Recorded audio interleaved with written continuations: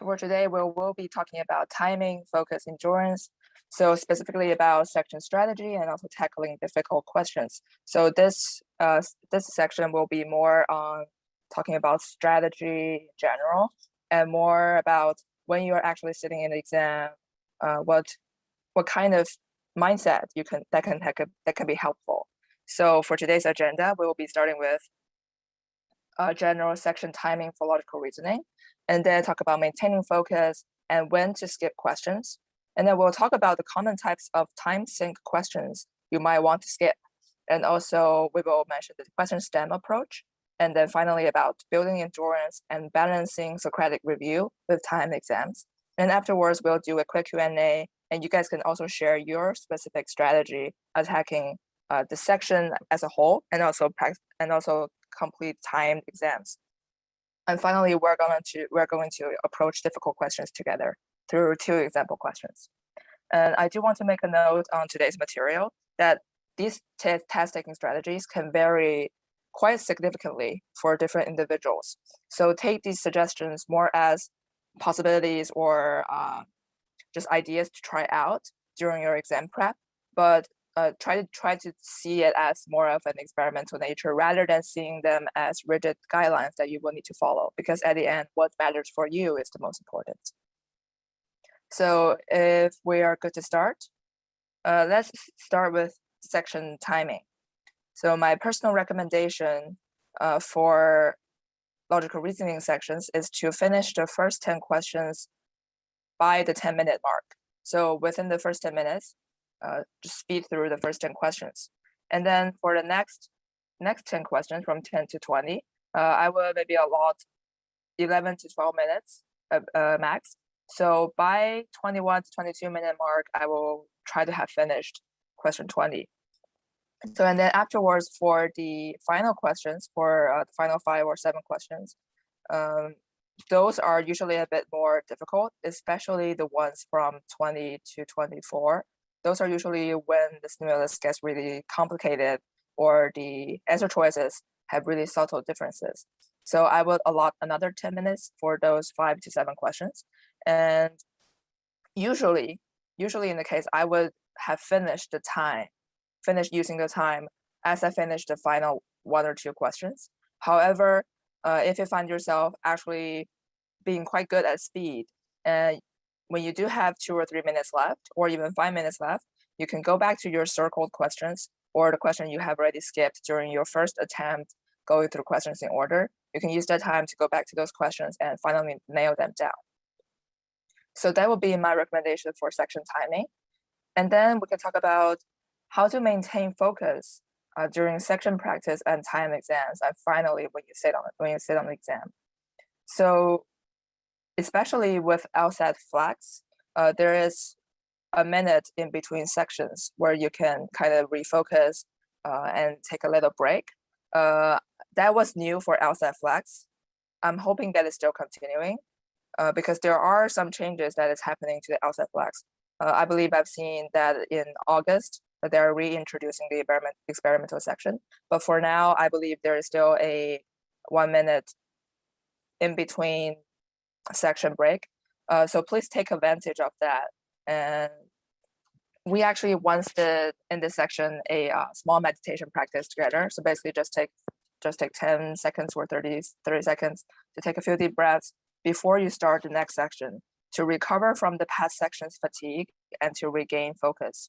And never let one bad section affect you, because after all, it's an exam with 3 to 4 sections, with 3 sections that scored. So you thinking you scored badly on one won't affect you thinking you scored badly may actually turn out that was not the case. So never let that disappointment affect your performance in the next 2 sections. So, and also on the daily, I would try meditation practices, just quick 5 to 10 minutes guided meditation that you can find on either YouTube or other apps, just to develop the ability to have consciousness when you're caught in the stress during the exam. So I would try to try these meditation practices to develop consciousness to be able to identify when I am experiencing difficulty with a particular question, or when I am spending too much time on a question. Because I've noticed myself when I'm caught in trying to solve a really difficult problem, I would maybe spend 5 minutes on it and then never realize that so much time had passed. And that will usually hurt my performance greatly for a section in general. So developing through meditation practices really helped me. So it's to help me recognize I am spending too much time on a question. I personally would try to avoid spending any time over 2 minutes on a specific question during the first attempt. So when you're going through a section for the first time, there may have some question type complications. For example, for parallel reasoning, it might cost you longer. But my approach for those type of questions will be to first either that you have identified that during your recording that you usually spend too much time on those type of questions. So on the first go, I would personally wait to attend those questions until I have finished all the other questions. So just skip them. Or rather, you realize during the moment that you're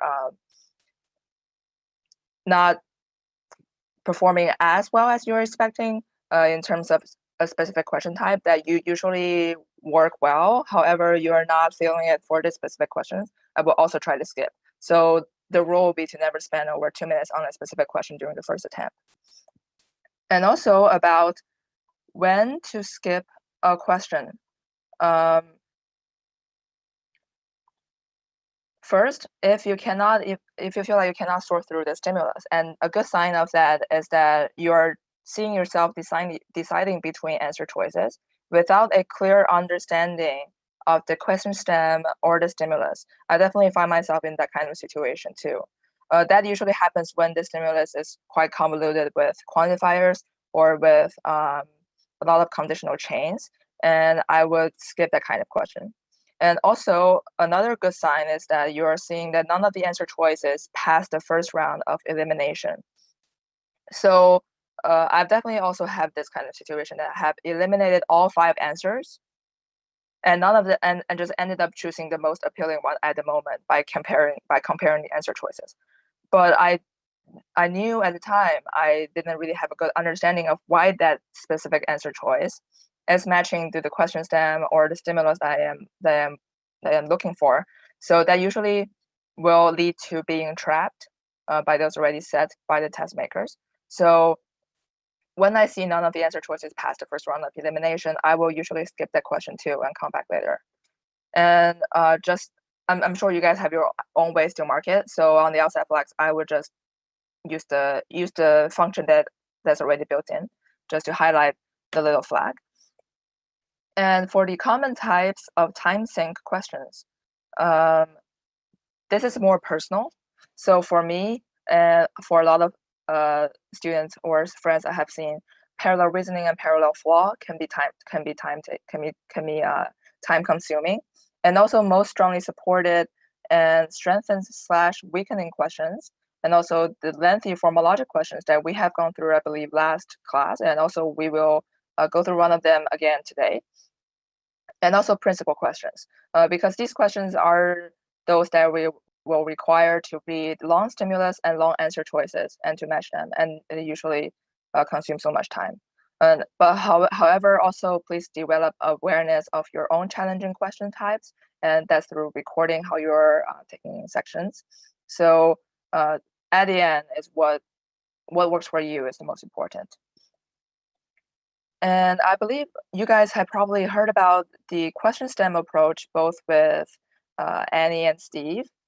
So the question stem approach is basically to read the question stem before reading the stimulus, and especially if it's a lengthy or complicated question stem, lengthy or complicated question stem and stimulus, and try to do that before looking at the answer choices.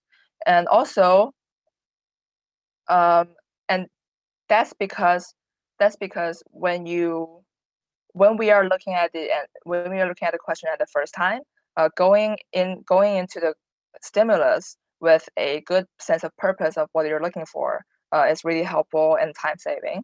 And also, after you read a lengthy stimulus, it's really easy to even forget what you're looking for, and especially when the answer choices are hidden with traps. is just even more prone to being trapped. I have my first my first ever class on the LSAT Unplugged community. We talked about common traps in answer choices. So if you want to take a look at that, it's on the My Kajabi platform. And in that workshop, I detailed some common traps, and I think that will be really helpful. So, and also about building endurance, especially as I have mentioned, in August, it could be that they're bringing back the. I just noticed that you guys are not seeing the share screen.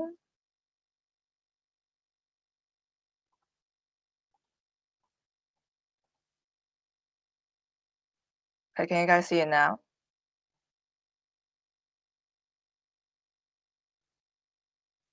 Okay, yeah, sounds good. So for building so as I mentioned, in August they are going to bring back the experimental section, and there is highly a possibility that you will see two sections of the same type. For example, two logical reasoning sections together, and that is already a headache. Just hearing that. So to prepare for that kind of situation, also just more generally to build endurance for test taking. I will try to take strictly timed sections practices and practice exam, and also about building endurance as early as possible. However, that's only after you feel like you have a pretty good understanding of the specific approach for in this case logical reasoning for the most common type of questions. And after you have that understanding, I would take strictly time sections and in exam conditions. And also, a more daily advice will be to do some simple cardio exercises or strength training daily. It doesn't have to be strenuous. It doesn't have to be a strenuous run or anything. But what I noticed during my experience is that I have spent 2 summers studying for the exam. Of course, it spanned over 2 years, but I did have two intense summer study periods. And during the first summer study periods, I basically just sat at my desk, be on my computer for an entire day, just doing studying for the entire day, and I didn't do any exercise. And at the end of the summer, I felt super weak. And when I took the exam, I couldn't focus during the exam, and my health in general deteriorated. And in comparison, the second summer I did intense study. Um, I was I incorporated daily exercises, and I started morning runs, and it really helped me in terms of clearing my mind, calming down my stress, and I noticed the difference a lot when I'm doing exams. I'm not as easily burned out. So while it may be kind of counterintuitive to do cardio exercises for the LSAT, but I do think it is helpful. So going on top of that is to try not overdo practice exams. My recommendation will be to at most twice a week. I would still recommend at least once a week, but at most twice a week do full-time practice exam. It could be that because it can easily lead to burnout if you do it either like once every 2 days, and afterwards you're gonna. I just noticed that you guys can you guys see it now? This test for building endurance. So as I mentioned, just more generally to build endurance. I would recommend do not overdo practice exams.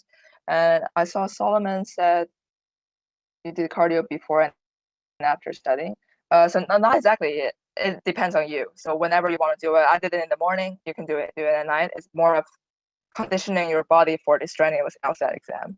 It sounds kind of funny, but it's true. It worked for me. Um, so and I would say the most intuitive in this one, in these advices is to try taking two logical reasoning sections in a row. It can definitely help, and it will prepare you when this do happen. For in this case, logical reasoning for the most common type of pen on the LSAT flags. So I also want to make a note on balancing Socratic review method and full-time timed exams. So I know in this course we really emphasize the Socratic review method. because yeah, that really help build awareness for your strengths and your weaknesses, so that when you study, you have a better sense of purpose.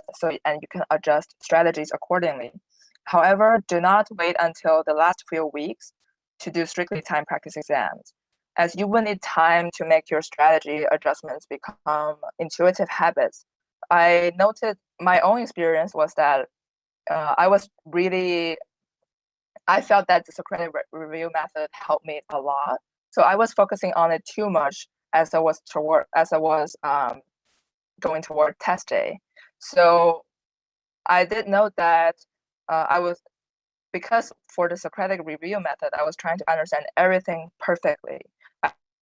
I need to understand how there is a flaw and how it is perfectly matched with the answer choice. And then I realized it hurt my speed. I usually didn't have too much problem with LRs, with logical reasoning.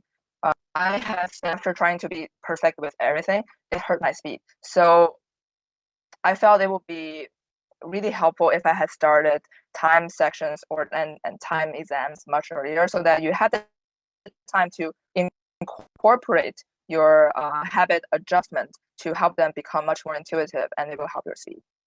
And also, don't be discouraged if you're not doing well as you're hoping to in the first few exams or even the first 10 exams, because it take times for reasoning to become habits. So wait for the magic to happen.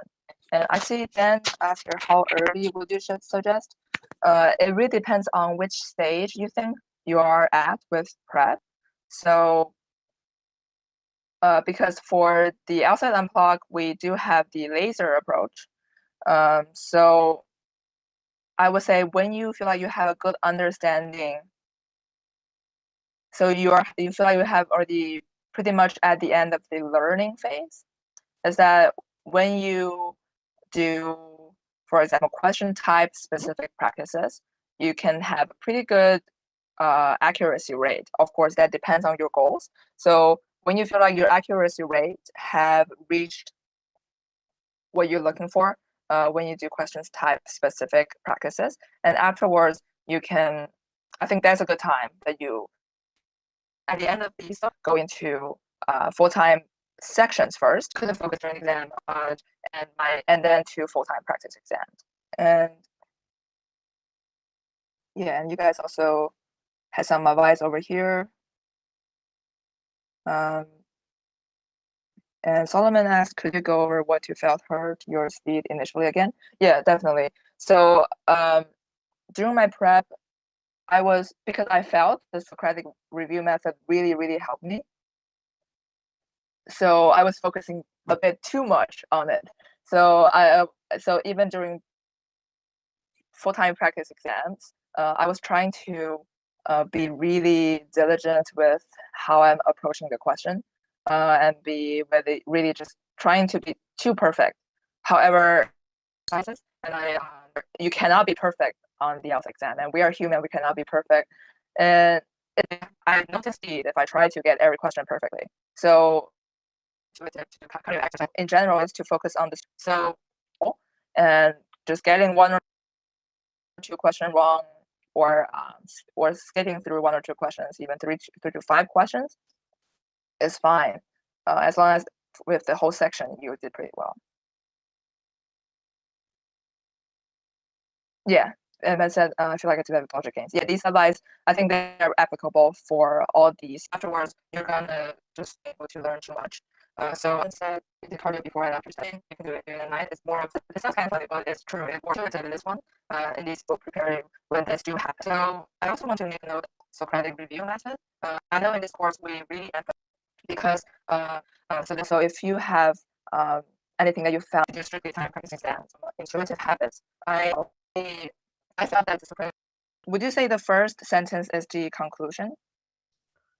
Yeah, that's what I'm having trouble sort of figuring out. I'm not sure if that's the conclusion, but You're exactly right. The first sentence is the conclusion.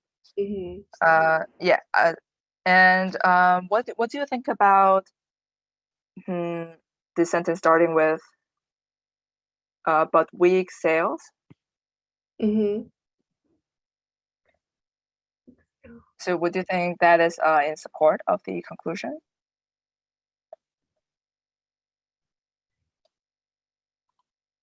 It's sort of like qualifying the conclusion. Mm-hmm. Um, yeah, so the conclusion saying that like the recording numbers aren't, an indicator of success, but then also like weak sales Mm-hmm. mean that the group just isn't that good either. So it could Yeah. actually be something else. Mm-hmm. Yeah, I think you're exactly right on it. So you can be more confident with it, because I would say for this stimulus, both the sentence starting with after all and the sentence starting with but weak sales are in support of the conclusion, which is the first sentence. Uh, how well an underground rock group's recording sell is no mark of the group's success as an underground group. So I do want to point out that for the segment of the section that start with accordingly, many underground musicians consider it desirable for a recording not to sell well. That is a filler. That it will be more clear as we break down these sentences in the Google Doc. If you guys can see the Google Doc, let's break down the stimulus by sentence. So the first sentence says that how well an underground rock group's recording sell is no mark of that group's success as an underground group. So as we have identified that as the conclusion, let's actually simplify that by saying sales has no mark of success. So that will be my simplified conclusion. And then for the next sentence, it says, after all, if a recording sells well, it may be because some of the music on the recording is too trendy to be authentically underground. Rather than being a clear connection, this is saying that it could be a possibility of something causing something. So if we say, so we can simplify it as, because it is one of the premise, simplify it as sells well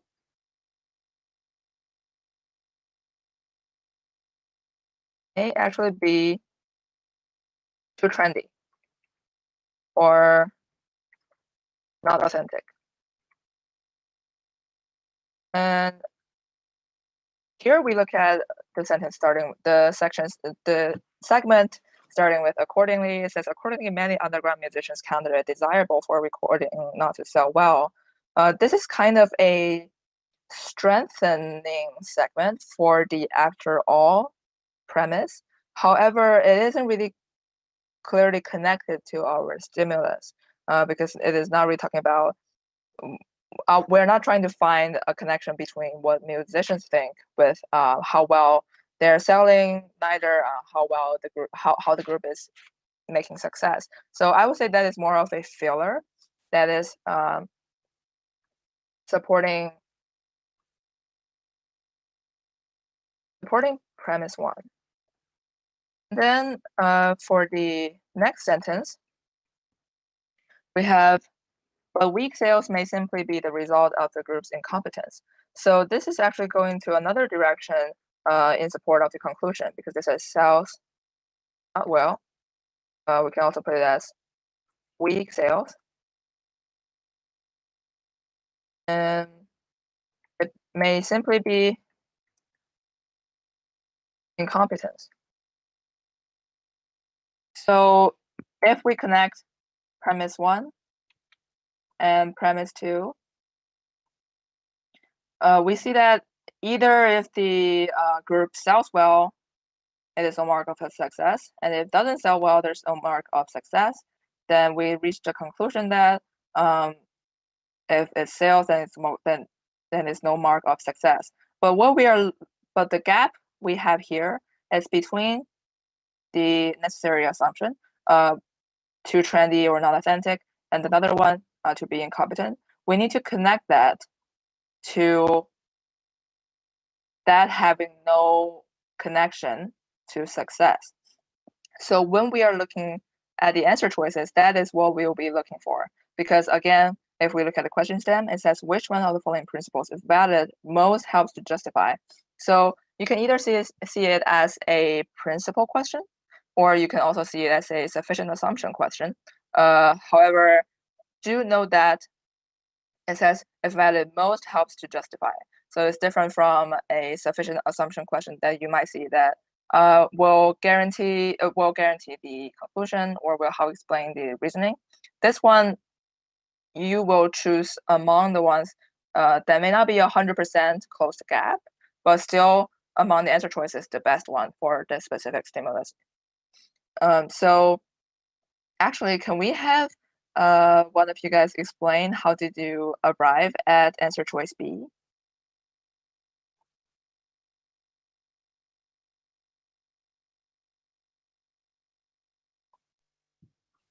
I can try. Yes, please. Thank you, Ben. So it says an underground rock group is unsuccessful if it is incompetent.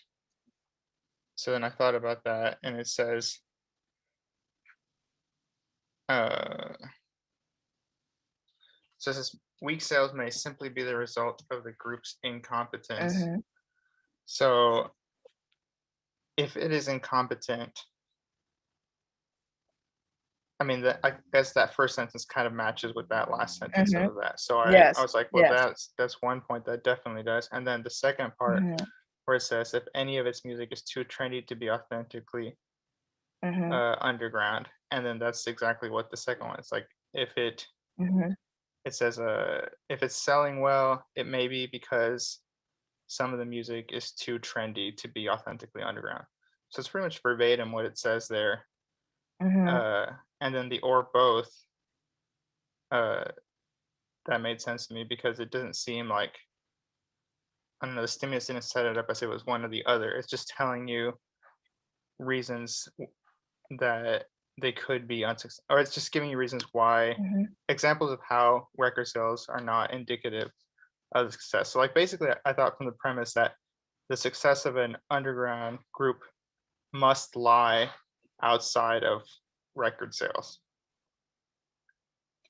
I want to say I'm so proud because your reasoning was I'm not meaning that my reasoning is the best, but I'm saying that I'm so proud because your reasoning exactly matched how I was arriving at answer choice B, because you were saying that it's basically just connecting the elements to the ones that need to be connected.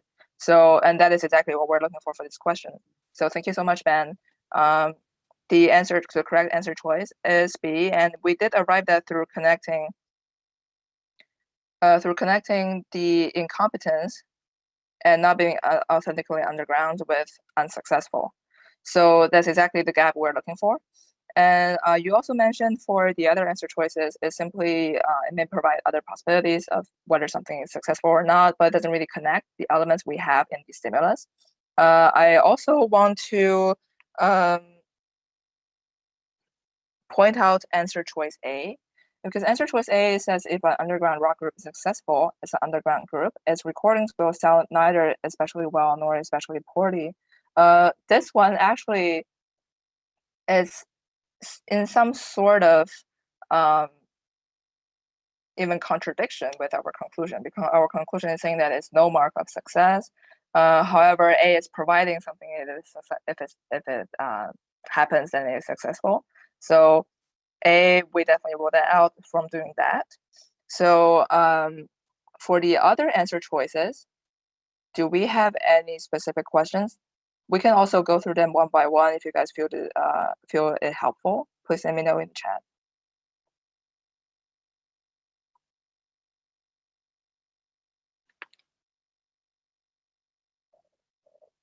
Yeah, answer choice D. An underground rock group is successful as an underground group if the group is competent, but its recording nevertheless do not sell well. Let's actually explain that with a diagram. So if you guys can go back to the Google Doc. So choice D is slash incompetent. So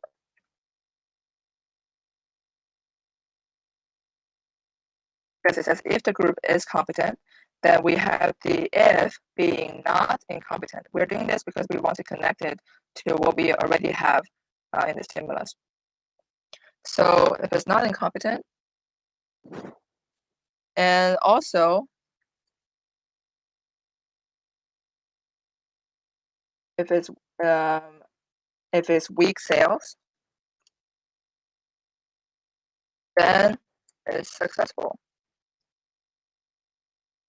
Note that how this doesn't really help us connect what we are looking for in the original stimulus, because what we are looking to connect in the original stimulus to connect incompetence and not being authentic to that to the conclusion that it is no mark of success.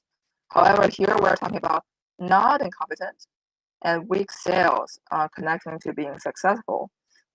Is that it has all the elements. It has elements that is mentioned. However, first of all, it doesn't talk about being trendy, being authentic. And another way, and then another is that it kind of talk about the necessary assumption for one of the premises, and sufficient assumption for the premises, and then connect to something that is not exactly a match to what we're looking for in the original stimulus. So a simpler way to put that is that I'm breaking up. Can you hear me?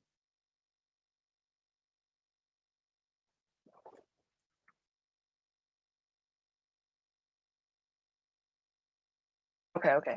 Yeah. So yeah. Sorry about that. So what we're looking here is that in comparison to B, this is not a great match to what we're looking for in the gap in the stimulus. I'm hoping that makes sense. If not, definitely let me know.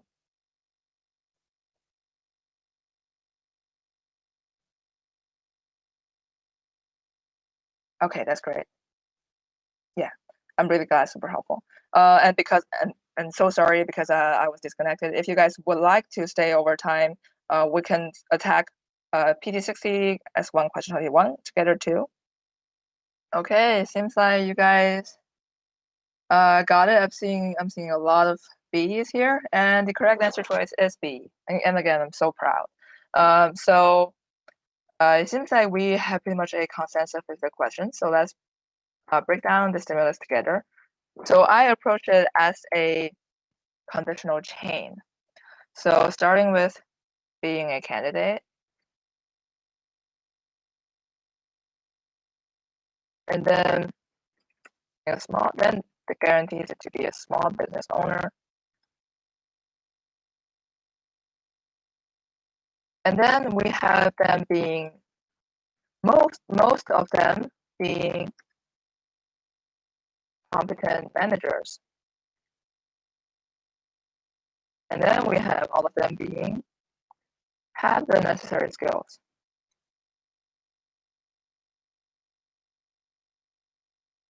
So the conclusion says that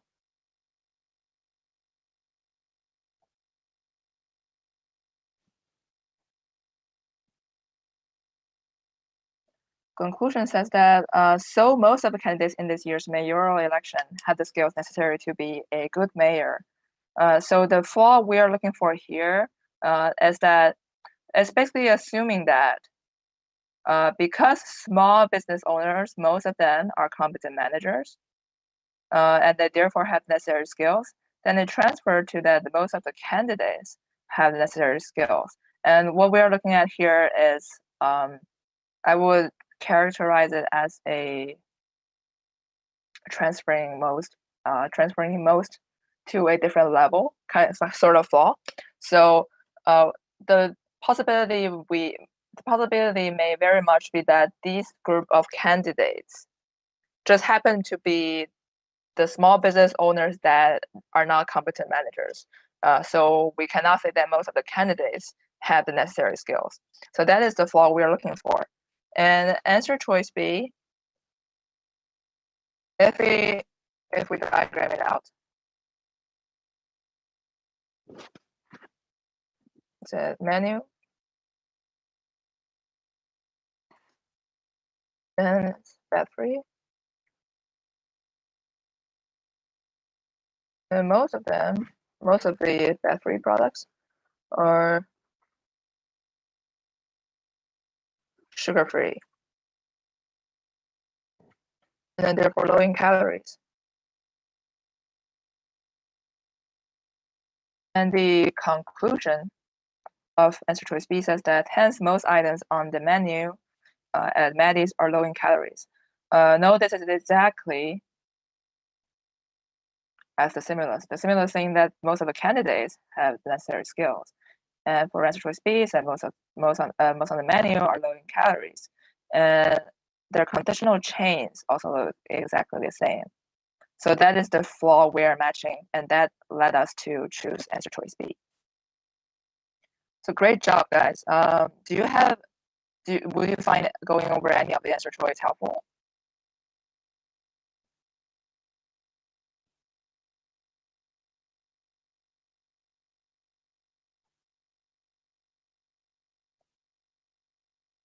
Okay, that's great. So this type of question will be the ones that is really helpful if you do a diagram. So anything with conditional chains, and especially with parallel flaw, parallel reasoning, it's usually good to do a diagram. And note that for both of the questions, there are complications such as maybe, some complications such as most. So for these type of questions, you don't have to be afraid of still using an arrow, because of course we know that arrow usually is only reserved for conditional relationships that guarantee the necessary assumption. However, for a basic understanding of complicated stimulus, we can still use that. Just make sure to put a moderator, to put the qualifier on the diagram. And Solomon asked, just curious if there's a difference in leading as sugar-free and low in calories, versus sugar-free leading to being low in calories. Yeah, let me take another look at the answer choice. And other sugar low in calories. Hence more items.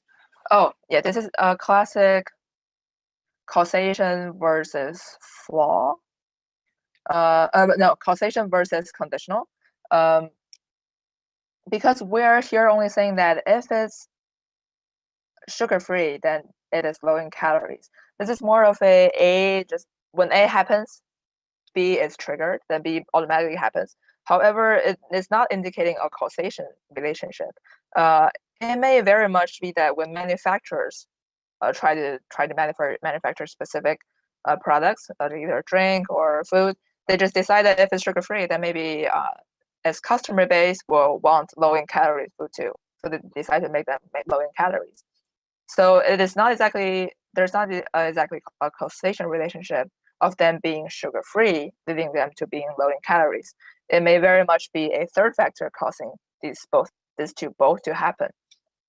So there is a difference between being sugar-free, then low in calories, then sugar-free leading to being low in calories. Did that help?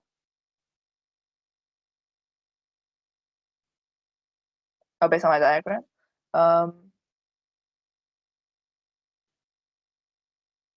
It still included most. Oh, what do you mean this part? If there is a difference in reading at sugar-free and low in calories, sugar-free leading to being low in calories.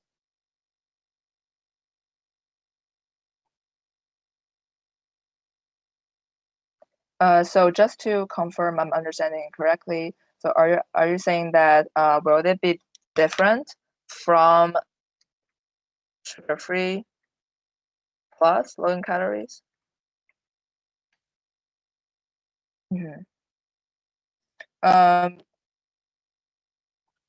Let me go back to the original stimulus.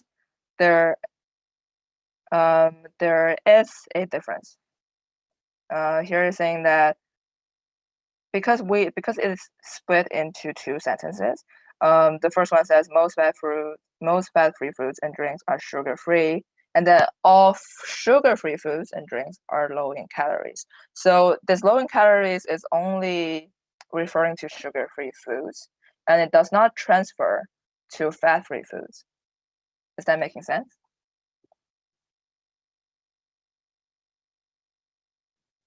Okay, yeah, I hope that helps. Do we have any other questions?